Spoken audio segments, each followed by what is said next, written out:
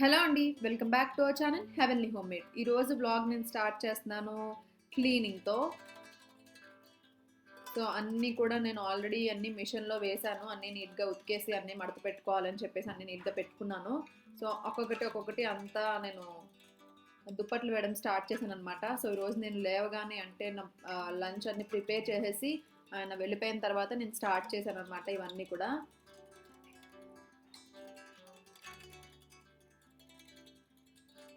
So bedroom, hall, అలానే kitchen అన్నీ కూడా ఒకసారి నేను అంతా క్లీన్ చేసేసుకున్నాను. సో ఈరోజు మ్యాక్సిమం అంతా చాలా ఎక్కువ పని ఉన్న రోజు అనమాట.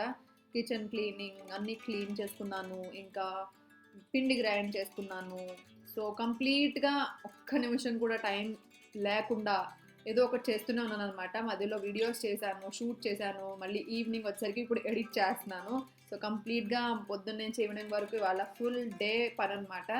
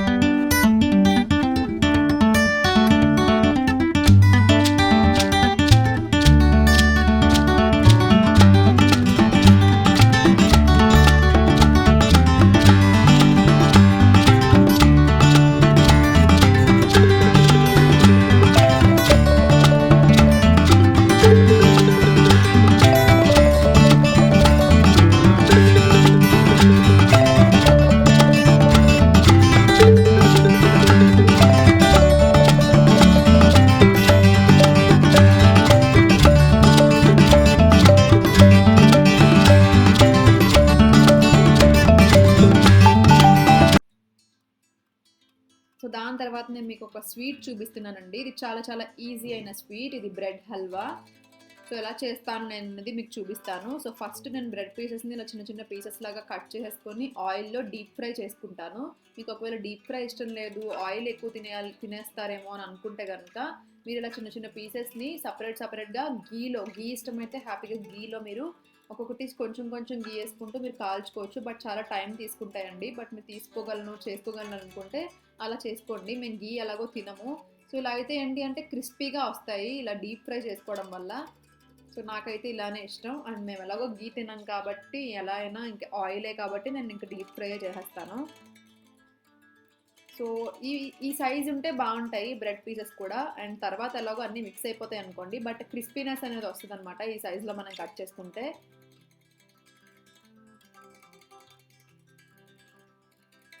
సో వెంటనే అవి ఫ్రై అయిపోతాయండి, డీప్ ఫ్రై కదా, వెంటనే అవి ఫ్రై అయిపోతాయి. బ్రెడ్ పీసెస్కి సైడ్స్ ఏం మీరు కట్ చేయాల్సిన అవసరం లేదు, ఎలా ఉన్నాయో అలాగే మీరు ఒక బ్రెడ్ పీస్ని 4 స్లైసెస్ లాగా కట్ చేసుకుంటే సరిపోతుంది. చివరి స్లైసెస్ కట్ చేసేయాలి అలా ఏం లేదండి, చివరి స్లైసెస్ కూడా మీరు ఉంచుకోవచ్చు. దానివల్ల కొంచెం క్రిస్పీనెస్ అనేది వస్తుంది ఈ స్వీట్లో. ఈ స్వీట్ చాలా చాలా ఈజీగా ఉంటుంది. ఒకవేళ మీకు ఏమైనా సడన్గా రిలేటివ్స్ వచ్చినా, గెస్ట్స్ వచ్చినా హ్యాపీగా మీరు ప్రిపేర్ చేసుకోవచ్చు. చూసారు కదా, మొత్తం అన్నిటిని నేను అలా ఫ్రై చేసి పక్కన ఒక ప్లేట్లో పెట్టుకున్నాను. దాని తర్వాత ఇలాంటి ఒక ప్యాన్ తీసుకున్నాను. దాని తర్వాత దీంట్లో బటర్ యాడ్ చేస్తున్నాను. మేము అస్సలు నెయ్యి స్మెల్ వస్తే అస్సలు తినమండి. ఆయన ఎస్పెషల్లీ అస్సలు తినరు, కాబట్టి నేను బటర్ యూజ్ చేస్తున్నాను. బట్ మీరు నెయ్యి యూజ్ చేసుకోవచ్చు ఈ బటర్ ప్లేస్లో.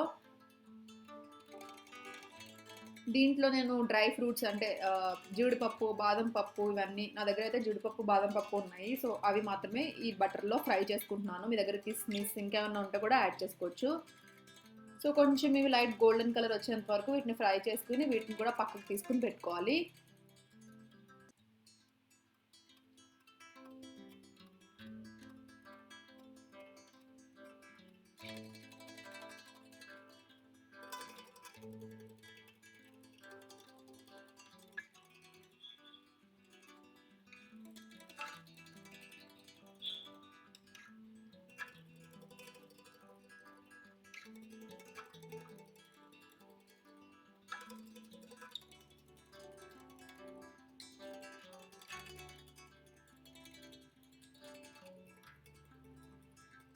సో ఇప్పుడు అదే ప్యాన్లో కొంచెం వాటర్ యాడ్ చేసుకోండి, అలానే కొంచెం షుగర్ యాడ్ చేసుకోండి. నేను ఇంచుమించు ఒక 8 బ్రెడ్స్ని తీసుకున్నానండి. సో నేను 1 కప్ షుగర్ యాడ్ చేశాను and 2 cups of water add చేశాను. 2.5 కప్స్ ఆఫ్ వాటర్ యాడ్ చేశాను, 1 కప్ ఆఫ్ షుగర్ యాడ్ చేశాను. కప్ అంటే చాలా చిన్నదండి అది.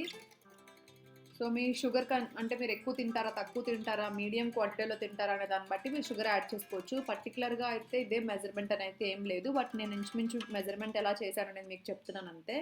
సో ఆ షుగర్ మొత్తం కరిగి తీగ పాకం అయ్యేదాకా మీరు వెయిట్ చేయండి.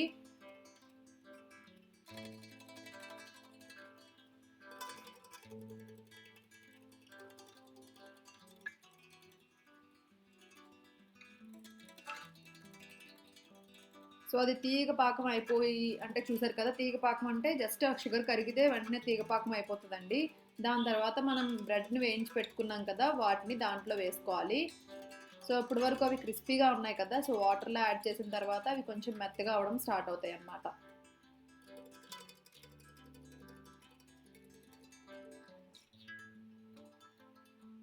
బట్ ఆ క్రిస్పీనెస్ అనేది ఈ స్వీట్లో ఉంటే చాలా టేస్టీగా ఉంటుంది. బట్ మీకు క్రిస్పీనెస్ ఇష్టం లేదు అని అనుకుంటే కనుక మీరు డీప్ ఫ్రై చేసుకోవాల్సిన అవసరం లేదు. కానీ నెయ్యితో విడివిడిగా కాలిస్తే మాత్రం ఇలా క్రిస్పీగా అయితే రావండి, స్మూత్గానే వస్తాయి మ్యాక్సిమం. సో ఇప్పుడు దాంట్లో కొంచెం డిప్ చేస్తూ ఉన్నాను, అంటే కొంచెం చిన్నది అయిపోయింది నాకు అది. సో అలా డిప్ చేస్తూ అటు ఇటు తిప్పుతూ ఉన్నాను. అండ్ ఎలాగో చిన్న పీసెస్ అయిపోవాలి కాబట్టి ప్రాబ్లం లేదు మనకి ఎలా తిప్పినా. సో నెమ్మదిగా మెత్తగా అయిన తర్వాత నేను వాటిని చిన్న చిన్న పీసెస్ లాగా చేశాను. షుగర్ వాటర్ అంతా కూడా ఈ బ్రెడ్ పీసెస్ అనేది అబ్జార్బ్ చేసుకోవాలి, అప్పుడు ఆ స్వీట్ అంతా కూడా అబ్జార్బ్ అవుతుంది దీనికి.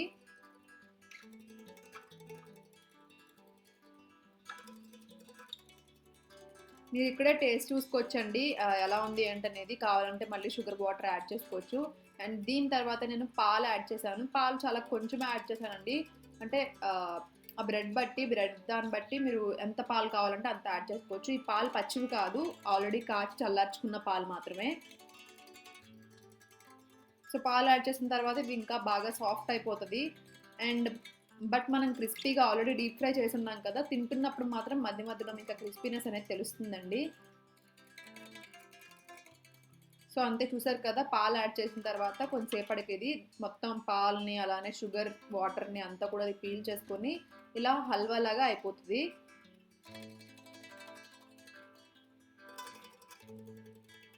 సో దాని తర్వాత మనం ఆల్రెడీ వేయించి పెట్టుకున్న క్యాష్యూ నట్స్ అవి అన్నీ కూడా యాడ్ చేసేసుకోవాలి. అలానే నేను కొంచెం ఇలాచీ పౌడర్ కూడా ఇక్కడ యాడ్ చేసుకున్నాను. ఇలాచీ పౌడర్ యాడ్ చేసేసుకొని ఒకసారి మొత్తం మిక్స్ చేసేసుకోవాలి. సో మీరు కావాలంటే షుగర్ వాటర్ యాడ్ చేసినప్పుడే ఇలాచీ పౌడర్ కూడా యాడ్ చేసేసుకోవచ్చు. సో అంతే, బ్రెడ్ హల్వా అయితే రెడీ అయిపోయింది. సో చాలా ఈజీ కదా, చాలా చాలా టేస్టీగా, చాలా ఎమ్మీగా ఉంటుంది. ఒకసారి తప్పకుండా ట్రై చేయండి. ఒకవేళ మీ రిలేటివ్స్ వచ్చినా ఎవరు వచ్చినా కూడా చేసి పెట్టండి, ఫిదా అయిపోతారు అంతే. సో దాని తర్వాత నేను ఆల్రెడీ పిండి గ్రైండ్ చేసి పెట్టుకున్నానండి, పిండి అంతా నానబెట్టి పెట్టుకున్నాను ఇవాళ పిండి రుబ్బడానికి. హలో అండి, గుడ్ ఆఫ్టర్నూన్. అందరూ ఎలా ఉన్నారు, ఏం చేస్తున్నారు నాతో కామెంట్ సెక్షన్లో తప్పకుండా షేర్ చేసుకోండి. సో ఇవాళ చాలా చాలా బిజీ అండ్ చాలా వర్క్స్ ఉన్నాయి నా వీడియోస్ పరంగా కానీ ఇంట్లో కానీ చాలా చాలా వర్క్స్ ఉన్నాయి. సో అన్నీ చేసుకుంటూ వస్తున్నాను ఒక్కొక్కటి. అండ్ ఆల్రెడీ నేను ఇల్లంతా క్లీన్ చేసుకున్నాను, అన్నీ దుప్పట్లు అవి అన్నీ మార్చాను అనమాట, వేసాను, అంతా క్లీన్ చేసేసుకున్నాను. దాని తర్వాత కిచెన్ క్లీన్ చేసుకున్నాను అండ్ పప్పు నానబెట్టాను. సో చాలా పనులు. అండ్ నేను ఇవాళ 2 వీడియోస్ షూట్ చేశాను. సో ఇలా చాలా పనులు చేశాను. సో చూసారు కదా ఇక్కడ అంతా. సో వీడియోస్ షూట్ చేసినప్పుడు అంతా మెస్సీగా అయిపోతూ ఉంటుంది అనమాట ఇక్కడంతా.